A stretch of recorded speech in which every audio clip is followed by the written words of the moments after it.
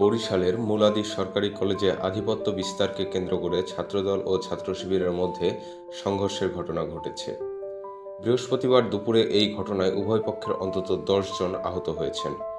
প্রত্যক্ষদর্শীরা জানান, মুলাদি সরকারি কলেজে নবীনবরণ অনুষ্ঠানের অনুমতি নিতে গেলে দুই পক্ষের মধ্যে উত্তেজনা ছড়িয়ে পড়ে।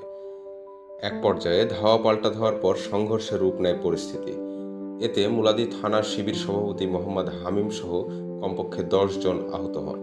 তাদের মধ্যে 6 জনকে গুরুতর অবস্থায় বরিশাল শেরেবাংলা মেডিকেল কলেজ হাসপাতালে পাঠানো হয়েছে, আর বাকিদের স্থানীয় স্বাস্থ্য কমপ্লেক্সে চিকিৎসা দেওয়া হচ্ছে। অভিযোগ উঠেছে, ছাত্রদলের অর্ধশতাধিক নেতাকর্মী হামলায় অংশ নেয়। অন্যদিকে ছাত্রদল অভিযোগ করেছে, শিবিরের কর্মীরাই প্রথমে উত্তেজনা সৃষ্টি করে। ঘটনার পর মুলাদি সরকারি কলেজ এলাকায় ব্যাপক উত্তেজনা বিরাজ করছে। পরিস্থিতি নিয়ন্ত্রণে আনতে পুলিশ মোতায়েন করা হয়েছে। এ ঘটনায় এখনও আনুষ্ঠানিকভাবে কোনো মামলা হয়নি, তবে প্রশাসন জানিয়েছে আইনশৃঙ্খলা রক্ষায় প্রয়োজনীয় ব্যবস্থা নেওয়া হবে।